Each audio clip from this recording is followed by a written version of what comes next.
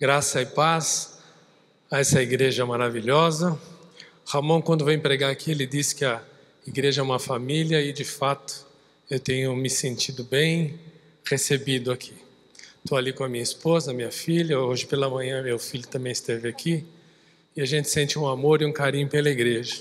Nas semanas que antecederam essa minha palavra aqui para a igreja, eu orei muito a Deus para que a palavra que o Senhor colocasse no meu coração fizesse sentido, alguma coisa sentido na sua vida, na sua segunda-feira. Que as pessoas que me ouvissem aqui hoje pudessem sair com algum objetivo, com alguma mudança de vida, e eu espero que o Espírito Santo fale no teu coração. E o nome que eu dei para a minha mensagem hoje é 3 homens e 2 destinos. E para a gente começar a pensar nessa mensagem, eu quero fazer um exercício com vocês. Nós vamos transformar esse momento aqui agora num tribunal. E eu vou emprestar para cada um de vocês um malhete. E vocês vão vestir a toga. E vão ser juízes. Eu vou apresentar 2 homens aqui. Narrar os pecados e os erros desses homens. Os crimes desses homens. E eu vou pedir para que você dê a pena para cada um deles. Sei que a Bíblia fala, quando eu falei isso pela manhã, uma pessoa fala, mas a Bíblia diz não julgueis. Mas nós não estamos julgando aqui as coisas espirituais, nós vamos pensar na lei dos homens. Então, como existem juízes, eu estou nomeando vocês agora juízes. Vou emprestar meu malhete e minha toga, vocês vistam, e eu quero apresentar 2 homens. Vamos pegar aqui os crimes do primeiro homem. Esse primeiro homem que está aqui sentado, ele é desobediente às autoridades espirituais. Quando mandam ele fazer alguma coisa, ele desobedece. Ele também é um sujeito que tem muita vaidade, o ego lá em cima. É um cara que, se vivesse nos nossos dias, ia ter Facebook e milhares de fotos de todas as poses, de todos os trejeitos. Ele é extremamente vaidoso. Certa ocasião ele fez um monumento a si mesmo, né? Um busto com um monumento, para que ele fosse então reconhecido pela sua grandeza que ele tem. Ele tem o ego lá em cima. E uma vez ele cometeu contravenção penal. Não é um crime, mas é uma contravenção penal. Ele praticou uma profissão pela qual ele não estava habilitado. Ele fez exercício do sacerdócio, fez sacrifícios, mas não era um sacerdote. Por que uma contravenção penal e não é um crime? Porque aqui no nosso país, uma pessoa que comete esse crime, ele é um contraventor. Por exemplo, uma pessoa que constrói uma casa, mas não tem o CREA. Uma pessoa que exerce uma profissão que exige uma habilidade, mas ele não tem. Ou é enfermeiro, diz que é enfermeiro e não é. Há 3 profissões no nosso país que são crimes, se você praticar. Uma delas é se você fizer uma operação ou disser que é médico e exercer a medicina. Isso é crime. Se você falar que é um dentista e tratar do dente de outras pessoas sem ser habilitado, você também é um crime, você exerceu um crime. E por fim, se você for um farmacêutico falso, também é crime. Fora isso, todas as outras profissões, elas são contravenções penais. E o crime de contravenção penal, muitas vezes ele é transformado em um exercício de uma ação social, ou então você paga uma multa e está liberado. Você não fica na cadeia. O crime, você fica na cadeia. E esse cidadão aqui, que está aqui do meu lado esquerdo, ele então cometeu uma contravenção penal. Fez sacrifícios, mas não era um sacerdote. Então esse primeiro homem era vaidoso, e quando ele foi pego nos seus delitos, ele jogou a culpa nos seus liderados. Então eu quero resumir. Essas são as penas desse homem que está sentado à minha esquerda. Ele é desobediente às autoridades espirituais. Ele cometeu uma contravenção penal. ele é exageradamente vaidoso e ele tentou transferir a culpa dos seus erros para os seus liderados. Que pena vocês dariam para esse cidadão? Que pena. Vamos botá-lo na cadeia? Ou vamos fazer ele pagar uma pena qualquer? Uma multa qualquer? Foram graves os pecados dele? O que vocês acham? Estão comigo ou estão dormindo? Estamos comigo? Vamos absolver? Não? Uma multa? Ok. Então agora nós vamos apresentar, vamos ver depois que pena que nós vamos dar, e eu quero falar agora sobre o segundo criminoso. Vou pegar a capivara dele aqui. Esse segundo homem era uma pessoa muito famosa, influente e era casado. E usou a sua influência para cantar a vizinha. Cantou a vizinha, teve lá uma relação adúltera com a vizinha, esposa de um de seus empregados. E fruto desse relacionamento fora do casamento, esse homem teve uma gravidez indesejada. Então essa gravidez indesejada trouxe algum constrangimento e ele começou a tentar forjar provas para que isso não fosse descoberto no meio da sociedade que ele vivia. Então o que ele fez? Chamou o empregado que estava trabalhando em outra cidade, pediu para ele voltar, fez um churrasco, encheu a cara do empregado, falou, vai para casa. Pensando assim, bom, se eu fizer isso, ele vai lá para casa, e aí então eu vou ficar, o filho vai ser dele. E aí ele foi assim, só que o cara encheu a cara e mesmo travado, o cara não foi para casa. E aí então esse cidadão se cansou da história e mandou matar o cidadão, o seu empregado, marido da mulher com quem ele adulterou e marido da mulher com quem ele teve um filho de uma gravidez indesejada. Então esses são os crimes: adultério com a vizinha, esposa de um de seus empregados, mentiu, corrompeu, enganou as pessoas e é mandante de um assassinato do marido da vizinha. Que pena que nós vamos dar para esse cara aqui. Prisão? Vamos meter ele na cadeia? Vamos? Alguém aqui é favorável à pena de morte? Vamos meter uma cadeira elétrica nele? O que vocês acham? Bom, mas eu sei que alguns de vocês que são experts na Bíblia já sabem de quem eu estou falando. E aí eu quero perguntar, quem é esse primeiro homem que eu apresentei para vocês? Alguém sabe? Esse é um pouco mais difícil.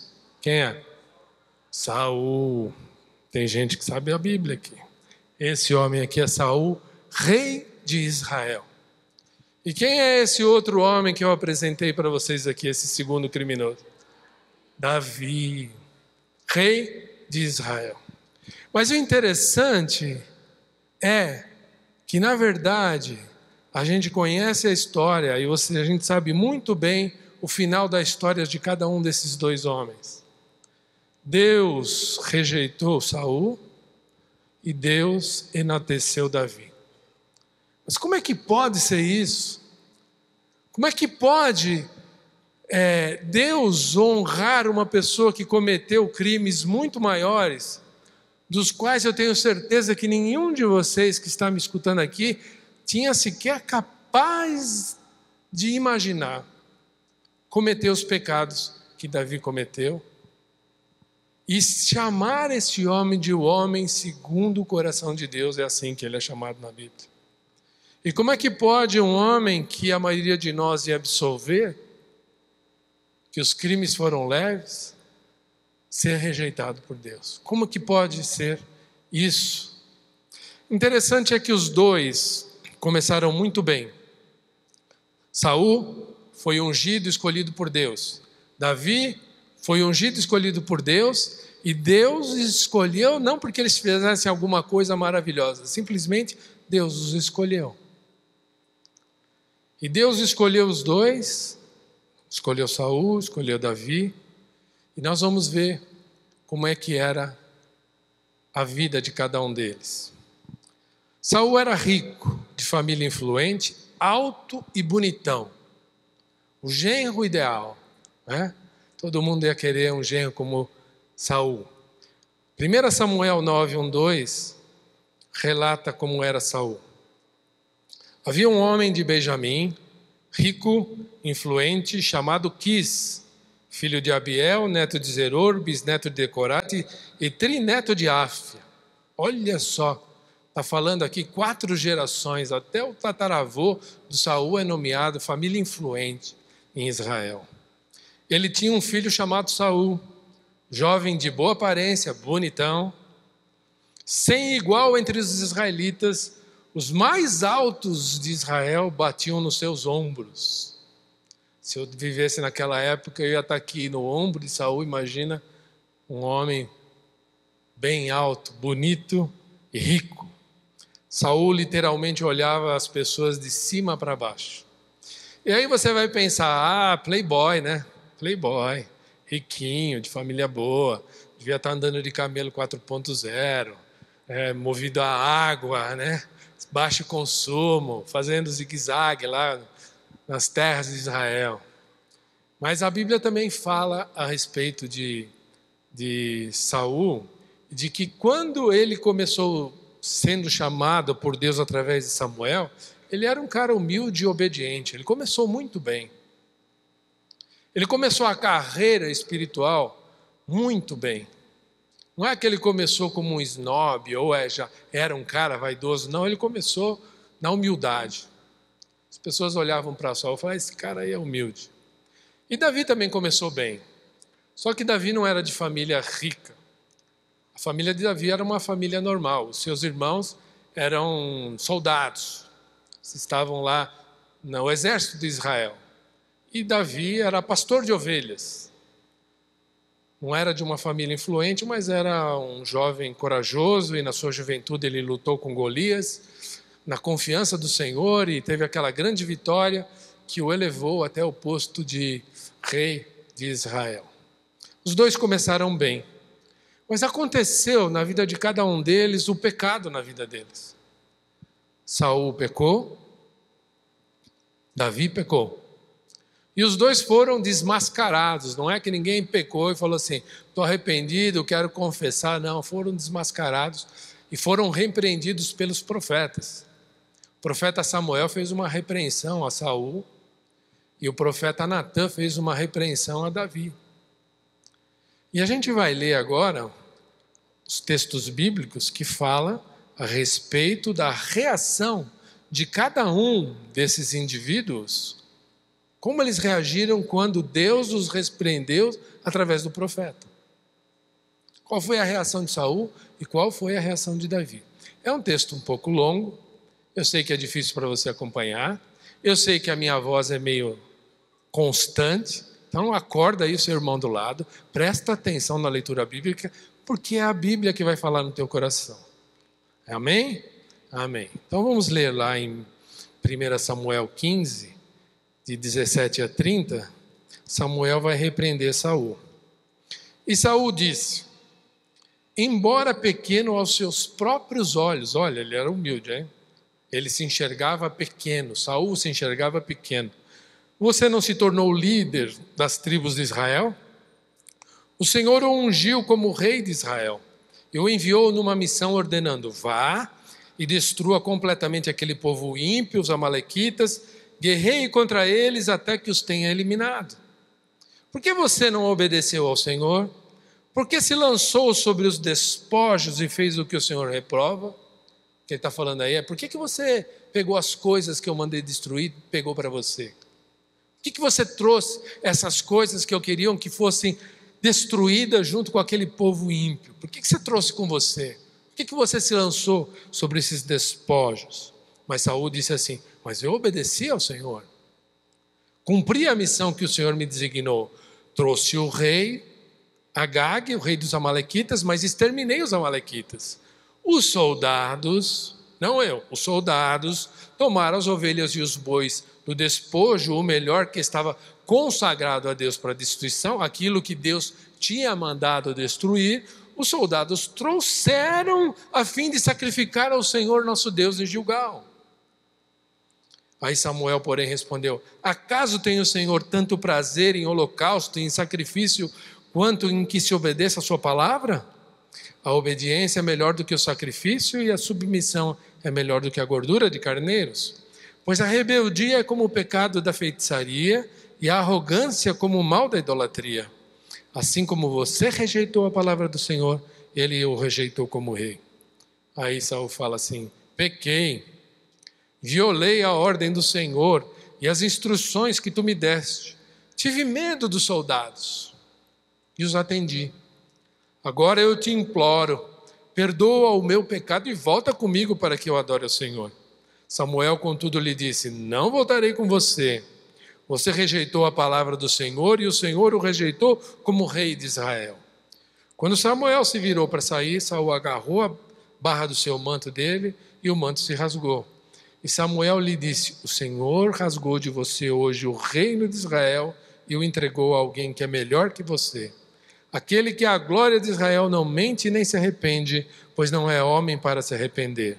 Saul repetiu: pequei, agora honra-me perante as autoridades do meu povo e perante Israel, volta comigo para que eu possa adorar o Senhor teu Deus. A partir desse episódio da vida de Saul, a vida dele se tornou num abismo atrás de outro abismo. Esse pecado da desobediência desencadeou na vida de Saul muitos outros crimes além desses que eu relatei, que foram os crimes e os erros que fizeram com que Deus o tivesse rejeitado. Mas depois disso, ele andou como se estivesse muito longe de Deus. E aí na vida dele foi um ciclo de enganos, erros e pecado, orgulho, mentira, traição, assassinato, feitiçaria, ocultismo, e tudo culminou com suicídio. Morreu, se matou. Foi um desenrolar de problemas na vida dele.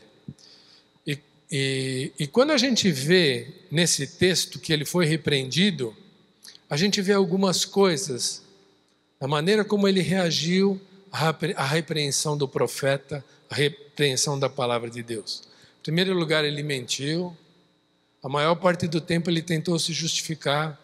Ele jogou a culpa nas outras pessoas. E a gente pode perceber também que ele desobedeceu porque ele queria manter as aparências. Vamos deixar tudo como está, para ninguém perceber. Samuel, volta comigo, vamos lá adorar. Para o povo ver que você ainda está comigo, que eu ainda tenho o respaldo do profeta, que eu ainda sou ungido de Deus, vamos andar junto. Vamos fingir que nada aconteceu, pequei, tudo bem, eu entendi que eu desobedeci você, mas vem comigo, volta-me, honra-me perante o povo. Não há sinal de arrependimento, não há sinal de tristeza pelo pecado, só há justificativas nas circunstâncias e o desejo que ninguém percebesse nada diferente. É assim que Saul, então, reagiu à repreensão que Samuel lhe fez. E essa maneira como ele reagiu demonstra o caráter dele. Que ele é um cara que queria fazer tudo da forma como ele achava que tinha que ser feito. Se ele achava que ele podia sacrificar, ele ia lá e sacrificava não sendo sacerdote. Se ele achava que ele devia trazer o despojo e atender a palavra dos soldados ao invés da palavra de Deus, ele agia assim e assim, embora, vamos nessa. A maneira de pensar dele, a cabeça dele, era a palavra de Deus. Não era o que o profeta tinha falado, nem o que Deus tinha mostrado, mas é da forma como ele pensava e ele achava que devia ser. E a gente cruza com esse tipo de pessoa na vida, muitas vezes eu os costumo chamar de professor de Deus. Ele sempre está certo, a opinião dele sempre é correta, ele é o sabe tudo, e a gente cruza com muitas pessoas aí, eu estou falando, eu imagino que você já está pensando em alguém aí que para você é professor de Deus. E Saul era assim. Anos mais tarde, Davi também pecou. E pecou daquele jeito que eu falei para você, aqueles pecados. E também foi repreendido. E eu quero ler com você qual foi a reação de Davi quando ele foi repreendido pelo profeta Natã. 2 Samuel 12, de 7 a 9, depois o versículo 13. Assim diz o Senhor, o Deus de Israel: eu o ungi rei de Israel e o livrei das mãos de Saul. Dei-lhe a casa e as mulheres do seu senhor, dei-lhe a nação de Israel e Judá. E se tudo isso não fosse suficiente, eu teria dado mais ainda. Por que você desprezou a palavra do Senhor, fazendo o que ele reprova? Você matou Urias, o hitita, com a espada dos amonitas e ficou com a mulher dele. Aí o versículo 13 diz assim: então Davi disse a Natã: pequei contra o Senhor. Uma coisa que me ressalta aos olhos é que Davi deu a mesma resposta ao profeta que foi a resposta de Saul, não é verdade? Pequei contra o Senhor. Pequei contra o Senhor. Pequei contra o Senhor. Só que dentro do coração de um, só haviam justificativas, mas no coração do outro, nós vamos ler agora o Salmo 51, que é reflexo da repreensão que Davi teve nos dias que o Natã o repreendeu. Como ele se sentiu, o que estava acontecendo dentro do coração dele, qual era o sentimento de Davi naqueles tempos. Eu vou ler, está no Salmo 51, de 1 a 10. Lá no cabeçalho da sua Bíblia talvez esteja escrito isso aqui: para o mestre de música, Salmo de Davi, escrito quando o profeta Natã veio falar com Davi, depois que ele cometeu adultério com Betseba. Então esse é o contexto desse salmo. Veja o que Davi escreveu, o que estava acontecendo dentro do coração dele. Tem misericórdia de mim, ó Deus, por teu amor, por tua grande compaixão. Apaga as minhas transgressões, lava-me de toda a minha culpa e purifica-me do meu pecado. Pois eu mesmo reconheço as minhas transgressões e o meu pecado sempre me persegue. Contra ti, só contra ti pequei e fiz o que tu reprovas, de modo que justa é a tua sentença e tens razão em me condenar. Olha, um homem consciente do seu erro, um homem consciente da sua falha, um homem caído aos pés do Senhor, reconhecendo que ele precisava do perdão de Deus, porque tinha pecado. Sei que sou pecador desde que nasci, sim, desde que me concebeu minha mãe. Sei que desejas a verdade no íntimo e no coração me ensinas a sabedoria. Purifica-me com hisopo e ficarei puro. Lava-me e mais branco do que a neve serei. Faze-me ouvir o júbilo e a alegria, e os ossos que esmagaste exultarão. Esconde o rosto dos meus pecados e apaga todas as minhas iniquidades. Cria em mim um coração puro, ó Deus, e renova dentro de mim um espírito estável. Era um texto, uma canção, uma poesia, uma reflexão de uma pessoa que estava tremendamente arrependido pelas coisas que ele tinha cometido. E aí a gente consegue entender por que Deus rejeitou Saul e por que Deus amou e perdoou Davi. Porque Saul tinha compromisso com as pessoas. Saul tinha compromisso com o cargo, Saul tinha compromisso com as aparências, Saul tinha compromisso com ele mesmo. Mas Davi tinha compromisso com o Deus. Não importava o que ia acontecer, o que as pessoas iam pensar, o compromisso de Davi era com Deus e ele queria era se acertar com Deus. Enquanto Saul queria manter as aparências e que fosse reconhecido o que ele era antes, Davi estava lá quebrantado e arrependido. E aí nós temos dois homens e nós temos dois destinos. Nós temos Saul que pecou e se justificou e se perdeu em seus pecados e se afastou tanto de Deus que cometeu suicídio. e provavelmente, eu não sei, só Deus sabe, está perdido eternamente. Deus sabe se sim ou se não, mas tudo indica que ele se afastou tanto de Deus, que um abismo traz ao outro, que ele caiu no abismo e perdeu sua vida, perdeu seu reino, e nós não o veremos na eternidade, talvez, só Deus sabe, eu não sei. Mas o outro homem, Davi, que pecou, se arrependeu, se colocou de uma maneira humilde na presença de Deus, buscou misericórdia através de um clamor.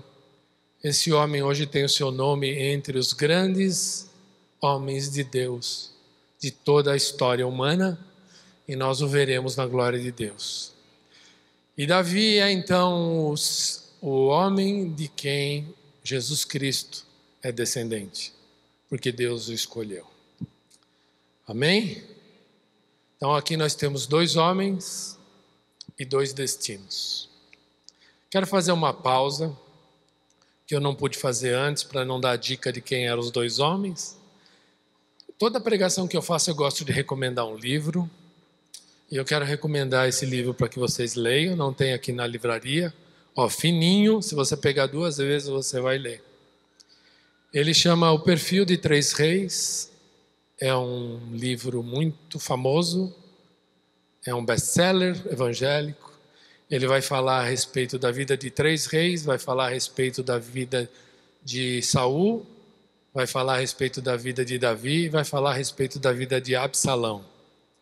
Ele não está relacionado com a minha pregação, mas também vai envolver uma série de coisas interessantes através da psicologia e vai aplicar muito na nossa vida. Eu fiquei muito impactado quando eu li esse livro, então eu quis trazer para a igreja. Bom, você deve estar se perguntando nesse momento, mas não eram 3 homens, 2 destinos? Cadê o terceiro homem? Quem é esse terceiro homem? O terceiro homem é você. Homem e mulher que me assiste aqui, homem e mulher que me assiste através da internet. Eu quero convidar então você a devolver o malhete. Devolve o malhete para mim. Quero convidar você a tirar a sua toga. Tira a toga. E quero que você faça um exercício mental de que você sai do trono de juiz, da cadeira de juiz, e venha se sentar numa dessas 2 cadeiras de réu. E aí eu quero conversar com você, quero abrir o coração e quero já largar uma pergunta para você. Em qual das 2 cadeiras você estaria sentado? Quero pedir para você, olhe para Deus. O mesmo Deus que conhecia o coração de Saul é o mesmo Deus que conhecia o coração de Davi. E é o mesmo Deus que conhece o seu coração. Sabe o que se passa aí com você? Conhece as suas intenções. Sabe o que vai dentro do seu coração. Te conhece mais do que você pode imaginar. E não importa como você começou, importa como você vai acabar. Não importa como você chegou aqui hoje, importa como você vai sair daqui hoje. E quem sabe você possa ter uma transformação. E você tem a oportunidade que Deus lhe dá hoje de talvez dar uma resposta a respeito do seu destino. Destino de Saul ou destino de Davi? Porque nós vemos ações e ouvimos orações, ouvimos a sua palavra, mas Deus sabe o que está atrás do seu coração. Quando você ora, quando você canta, quando você fala a respeito dele, Deus sabe e conhece a intenção do seu coração. Há pais aqui que podem estar enganados a respeito dos seus filhos. Tem pai que é cego, mas Deus vê tudo. Há mulheres aqui que estão casadas há muito tempo com homens e elas pensam que eles são fiéis e sinceros, mas às vezes eles as traem. Às vezes elas ficam sabendo, a maioria das vezes não. Mas Deus está sabendo. Deus está vendo. Deus conhece o seu coração. Deus sabe que tipo de crente que você é. Há crentes que fingem a fé, que fingem o arrependimento. Há crentes que fingem a vida inteira, que fingem o perdão, que fingem todas as coisas. Enganam a muitas pessoas. Tem crente falso. Na nossa e em todas as igrejas. Mas Deus sabe de tudo. Conhece o seu coração. Cada pensamento seu, cada motivação. Ele sabe por que você está aqui. Ele sabe com quem que é o seu compromisso. Há jovens que vivem na igreja e eles são personagens. Tem máscaras. Um dia a máscara cai de alguns, outras vezes não. Mas Deus está vendo tudo. Deus conhece essas pessoas. Saul estava interessado em aparecer para os outros. Era vaidoso e não queria que ninguém soubesse dos seus erros. E você, na cadeira de réu? Como que você reage quando o Espírito Santo te convence do pecado? Quando Deus fala assim, você está andando errado. Qual é a sua reação? O que acontece dentro de você? Como que você age? Disfarça o máximo que você pode, veste a carapuça de religioso, importa o que as pessoas vão achar. Com quem que é seu compromisso? Você, na cadeira do réu. Qual é o compromisso? É verdade que Jesus tem um amor enorme pelos pecadores e ama as prostitutas, enfim, todos aqueles que cometem pecado. Deus ama e Deus quer você do lado dele. Mas também é uma outra verdade que no Evangelho de Jesus Cristo, ele foi muito rigoroso com as pessoas que decidiam segui-lo, que queriam andar com ele, que estavam dispostos a falar, eu quero esse Evangelho, Jesus. Uma vez ele falou assim, olha, quem comigo não ajunta, espalha. Em outra ocasião, Jesus chegou e falou assim, fez um discurso tão grave, mas tão grave, está relatado no Evangelho de João, capítulo 6, versículo 68, que Jesus falou e as pessoas foram embora, os discípulos abandonaram Jesus. Porque acharam que aquele discurso era muito duro. Jesus estava exigindo uma coisa que nenhum deles podia fazer. Aí Jesus vira para os 12 que eram mais próximos deles e fala assim, vocês também querem ir embora? Aí Pedro responde assim, Jesus, para onde nós vamos? Para quem iremos nós? Somente tu tens as palavras da vida eterna. Mas muita gente o abandonou, porque o discurso foi duro. O discurso de Jesus é muito duro às vezes. Sabe o que está acontecendo, gente? Nas igrejas evangélicas, nós estamos infestados, cheios, lotados de crentes com o mesmo espírito de Saul. Como eu contei para vocês, eu sou estudante de teologia e o ano passado na faculdade teológica foi lá um missionário. Ele é ex-favelado, cresceu numa favela em São Paulo, se converteu, foi estudar e se tornou missionário. E hoje trabalha na favela onde ele cresceu. E ele contando a respeito do trabalho que eles estão fazendo nessa favela em São Paulo, ele contou que através do trabalho de várias comunidades e igrejas, as pessoas estão se convertendo na favela e os traficantes também estão se convertendo na favela. Glória a Deus, que se convertam realmente. Mas ele contou que antes que eles oram, os traficantes se reúnem e oram juntos. Fala assim, Deus, abençoa este dia, que a polícia não nos pegue e que a gente consiga fazer o nosso trabalho e ter bastante lucro. Que evangelho é esse que está sendo pregado, que está desvinculado de uma vida cristã íntegra? Quando ele falou isso, eu fiquei escandalizado, fiquei arrepiado. Como pode isso? Aí depois eu fiquei pensando, e pensei que nas igrejas que eu frequentei, cansei de ver crente fofoqueiro, cansei de ver crente invejoso, crente mentiroso, crente adúltero, cansei de ver crente fornicador, cansei de ver pastor interesseiro, cansei de ver crente falso. E aí depois eu olhei para mim e comecei a ver na minha vivência de 40 anos de evangelho, que eu também tenho os meus pecados, que eu não consigo me libertar, alguns pecados que me são preciosos.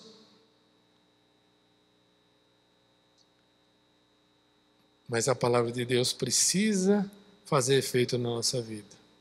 Arrependimento. Essa é a palavra que tem que acontecer na nossa igreja, na nossa vida nos dias de hoje. Quando Jesus começou a pregar para as pessoas, a primeira palavra que ele falou, sabe qual foi? Primeiro foi João Batista, né? João Batista prepara o caminho para o Senhor. Ele levanta a voz e fala o quê? Arrependei-vos, pois o reino de Deus está próximo. Aí depois Jesus começa a pregar e Jesus fala o quê? Qual é a palavra de Jesus para aquele povo? Arrependei-vos, pois o reino de Deus está próximo. Aí depois Pedro, no primeiro discurso dele, prega para 5.000 pessoas se converter, as pessoas se convertem e falam assim, agora Pedro, o que nós vamos fazer? E Pedro fala o quê para eles? Arrependei-vos e credes no Evangelho. Então a palavra que eu tenho para a igreja, para você aqui, sentado na cadeira dos réus, é a segunda pergunta que eu quero te fazer. Em qual das duas cadeiras você está? E a segunda é, como você vai responder a essa pergunta? Quando o Espírito Santo te mostra um pecado na sua vida, qual é a sua reação? Arrependimento não é emoção, não é ficar triste simplesmente pelos pecados, mas arrependimento é tomar uma decisão de que você vai deixar aquele pecado para trás, uma decisão de que você não vai mais cometer aquele pecado. Quando o Espírito Santo falar no teu coração, e eu tenho certeza que Ele está falando agora, mostrando para alguns que estão aqui nesse lugar, o erro que você tem cometido sistematicamente. Porque o pecado na vida do cristão, ele é um acidente e não um estilo de vida. A graça de Jesus está disposta a te perdoar 70 vezes 7. Milhares de vezes Deus está disposto a estender sua mão e a te perdoar, e a te abraçar, e a te limpar, e a te lavar. Sabe como é que eu sei disso? Porque Ele olha para mim e fala assim, quando teu irmão pecar contra você, Rafael, você tem que perdoar 70 vezes 7 e não só 7. Então se eu sei que Ele quer de mim isso, nossa, Ele é muito maior, muito mais perdoador que eu, e Ele vai te perdoar todas as vezes que você, num acidente, cometeu o pecado e sinceramente quer abandonar esse pecado. Mas nenhuma vez em que você estiver com o espírito leviano de Saul, nenhuma vez Ele te perdoa. O arrependimento sincero não está preocupado com as circunstâncias, com o que as pessoas vão pensar, com o que as pessoas vão achar. O arrependimento sincero não é um teatro para as pessoas ficarem com dó de você. O arrependimento sincero é como Davi, que rasgou as suas vestes, jogou cinza sobre a sua cabeça e fala, eu estou arrependido, eu preciso de Deus, eu quero andar conforme Deus. O arrependimento sincero é você olhar para a sua vida e olhar para você e falar assim, eu vivo de acordo com os meus pensamentos, a minha cabeça é a minha lei, eu faço o que eu acho certo, eu vivo de acordo com o que eu quero. O arrependimento sincero é, a vontade de Deus é a minha vontade. Eu quero andar conforme o que Deus quer, não o que eu acho. Eu quero entregar a minha vida a Deus, e a minha vida eu quero que seja dirigida por Ele, mesmo nas horas que eu não sei o que Ele quer que eu faça. Eu vou me ajoelhar e pedir conselho, e buscar na presença do Senhor o que Ele quer e que direção que Ele quer que eu tome na minha vida. Mas eu não sou mais o dono da minha cabeça, a minha cabeça tem um Senhor, nós cantamos isso. Deus, meu Senhor. Jesus Cristo é o Senhor da sua vida? É? Amém? Amém. Arrependimento. O arrependimento sincero é como uma bomba dentro de você. Se você não coloca para fora, ele explode dentro de você. Veja o que Davi fala a respeito do arrependimento. Salmo 32, de 1 a 6. Alguns de vocês vão lembrar de uma música que é evangélica que a gente costuma cantar, que foi baseada neste salmo. Uma música maravilhosa. Enquanto eu calei os meus pecados, envelheci, eu sei. Vamos ler o texto? Olha o que Davi, um expert em arrependimento, fala a respeito de como tratar esse arrependimento. Como é feliz aquele que tem as suas transgressões perdoadas e os seus pecados apagados. Que felicidade, que leveza, que vida leve, quando você então é perdoado por Deus. Como é feliz aquele a quem o Senhor não atribui culpa, em quem não há hipocrisia. Viver sem máscaras. Que delícia viver sem máscaras. Que delícia conviver com gente que não tem máscaras. Que delícia. Por que não sermos esse tipo de pessoas? Enquanto eu mantinha escondidos os meus pecados, o meu corpo definhava de tanto gemer. Pois dia e noite a tua mão pesava sobre mim, minhas forças foram se esgotando como em tempo de seca. Então eu reconheci diante de ti o meu pecado e não encobri as minhas culpas. Eu disse, confessarei as minhas transgressões ao Senhor e tu perdoastes a culpa do meu pecado. Portanto, que todos os que são fiéis orem a ti enquanto podes ser encontrado. Quando as muitas águas se levantarem, elas não os atingirão. Amém? Estão acordados ainda? Vocês estão comigo? Dá um cutucão aí, porque eu vou falar uma coisa importante. Se você dormiu a pregação inteira, acorda agora. Quero dizer uma coisa muito séria para você. Guarda só isso. Anota isso. Grava isso no teu coração. É o que eu queria deixar com vocês. Falei um monte de coisa, mas se você levar só isso, tá bom. Tá bom. Na minha vida cristã, e na minha experiência aí de 40 e tantos anos, de andar com Deus, eu aprendi que eu e você posso pecar, posso mentir, posso enganar, posso roubar, posso até fazer coisa pior. Mas depois de ter cometido o pecado, de forma nenhuma eu posso viver como se nada tivesse acontecido. Nós precisamos mudar de vida. Deus precisa limpar o meu e o teu pecado. Sabe por quê, meu irmão? Porque Deus sabe. A gente precisa ser autêntico, verdadeiro. Entregar para Deus, falar assim, ó Deus, eu sou isso aí mesmo aí. Sou isso aí que eu não queria ser. Eu sou mesmo isso aí, eu sou aí um ladrão, sou corrupto. Sou mesmo Deus, porque não adianta você falar e vir com laureios, com disfarces na oração, ó santo Deus, perdoa. Vocês lembram daquela história do fariseu e do publicano indo adorar? Um falou assim, obrigado Deus, porque eu não sou igual aos demais pecadores, porque eu vou à igreja todo final de semana, eu leio a tua palavra.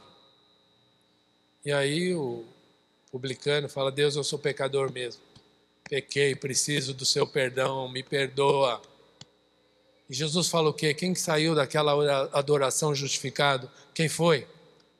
O pecador que se colocou verdadeiramente, autenticamente na presença de Deus. Então fala assim, Deus, eu luto com isso, eu sou essa porcaria aí, eu não quero fazer isso, mas eu não consigo, preciso da sua ajuda.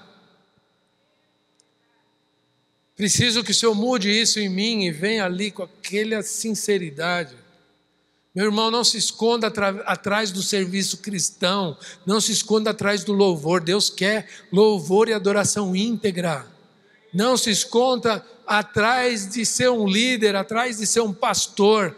Deus abomina quando você faz isso e é falso. A sua única chance com Deus é ser verdadeiro.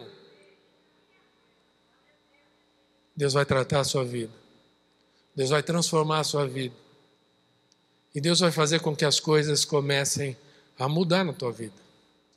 Tem um texto em Provérbios que diz assim: o que esconde as suas transgressões não prosperará, mas o que as confessa, esse alcançará misericórdia. Confesse ao Senhor os seus pecados. Às vezes você pensa assim: minha vida não vai bem, eu não consigo, eu queria estar mais firme com o Senhor, eu queria estudar, mas eu não consigo, a palavra de Deus, eu queria louvar, eu queria ensinar. Analise a sua vida, se não há um pecado. E Deus vai fazer a sua vida prosperar. Não importa o que você seja autêntico na presença de Deus. Sabe por quê? Eu vou ler aqui o Salmo de Davi. Nossa, Davi tem tanta coisa maravilhosa. Ele fez algumas coisas feias, não foi? Que nenhum de vocês talvez tivesse coragem de fazer. Mas quem de nós tem o sentimento que ele tem de arrependimento? E a clareza que ele tinha, do compromisso que ele tinha com Deus? Estamos muito distante disso, mas começa a trabalhar a sua vida. Olha o que ele fala. Ele fala assim: Senhor, tu me sondas e me conheces. Sabes quando eu me sento e quando me levanto. De longe percebes os meus pensamentos. Deus sabe o que você está pensando agora. Deus sabe o que você vai pensar daqui a pouco. Sabes muito bem quando eu trabalho, quando eu descanso. Todos os meus caminhos são bem conhecidos por ti. Antes que a palavra chegue à minha língua, tu já conheces inteiramente, Senhor. Tu me cercas por detrás e por frente e pões a mão sobre mim. Tal conhecimento é maravilhoso demais, está além do meu alcance e tão elevado que não consigo atingir. Deus é assim. Ele te conhece desde que você era um feto, desde que você era um pensamento na cabeça da sua mãe e do seu pai. Ele te conhece. Não vai adiantar você chegar e tentar esconder. Você pode esconder de mim, pode esconder dos pastores, mas de Deus Ele está vendo. E Ele tem desprezo por aqueles que são falsos religiosos. Acerte a sua vida com Deus. A mão dele está estendida para você. Ele quer te perdoar. Quer que você comece um caminho de confissão dos seus pecados. Ele quer se relacionar com você. E aí eu quero perguntar, como que você vai responder? Então você aí na cadeira dos réus, que cadeira que você está? Com quem é o seu compromisso? Seu compromisso é com Deus ou o seu compromisso é como Saul com os homens? Com quem é o seu compromisso? É com Deus ou o seu compromisso é com a sua carreira profissional? Que você vai lutar por ela a qualquer custo, se precisar corromper, você corrompe, se precisar enganar, você engana, se precisar pisar na pessoa, você pisa. Com quem é seu compromisso? Com Deus ou com a sua prosperidade financeira? Com quem é seu compromisso? Por que você busca Deus? O que você quer nessa busca de Deus? Você quer Deus ou quer as coisas que Ele dá? Quem é o seu compromisso? Responde no teu coração para você mesmo. Eu quero então deixar, já terminando minha palavra, 2 perguntas para você levar, junto com todas essas que eu já fiz um monte de perguntas, mas eu quero deixar 2. E é nessas que você vai pensar essa semana. A primeira delas é: com quem que é o seu compromisso? Com quem é o seu compromisso? E a segunda é: há lugar de arrependimento na sua vida ou você é arrogante e orgulhoso como Saul?